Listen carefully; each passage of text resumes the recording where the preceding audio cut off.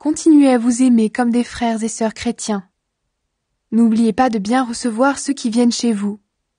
Quelques-uns, en faisant cela, ont reçu des anges sans le savoir. Pensez aux prisonniers comme si vous étiez en prison avec eux. Pensez à ceux qu'on torture, comme si c'était vous qu'on torturait. Tous doivent respecter le mariage. Mari et femme doivent rester fidèles l'un à l'autre. Dieu jugera ceux qui ont une vie immorale et ceux qui sont adultères. Ne soyez pas attachés à l'argent, soyez contents de ce que vous avez. En effet, Dieu lui-même a dit « Non, je ne te laisserai pas, je ne t'abandonnerai pas ». Alors nous pouvons dire avec confiance « Le Seigneur vient à mon secours, je n'aurai pas peur. Aucun être humain ne peut me faire de mal. » Souvenez-vous de vos anciens responsables qui vous ont annoncé la parole de Dieu. Regardez comment ils ont fini leur vie et imitez leur foi. Jésus-Christ est le même hier, aujourd'hui et pour toujours.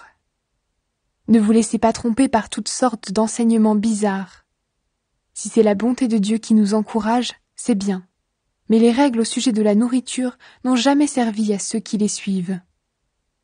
Nous avons un autel, et les prêtres juifs n'ont pas le droit de manger ce qui vient de cet autel. En effet, eux, ils servent dans le temple. Là, le grand prêtre juif apporte le sang des animaux dans le lieu très saint pour enlever les péchés, et les corps de ces animaux sont brûlés en dehors du camp.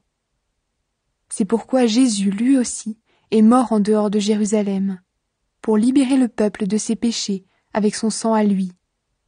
Sortons donc à sa rencontre en dehors du camp, en supportant les mêmes insultes que lui.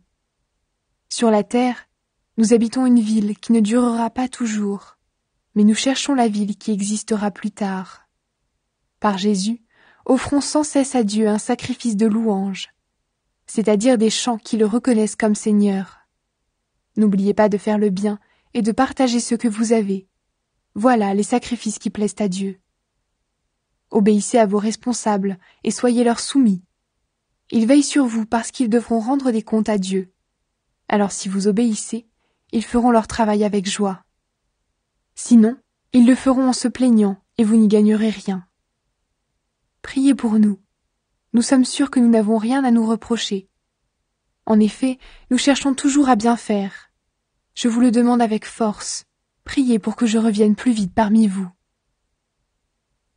Prière.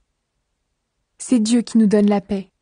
Il a fait remonter de chez les morts notre Seigneur Jésus, qui est le grand berger des moutons. Et le sang de son sacrifice a obtenu pour nous une alliance qui dure toujours.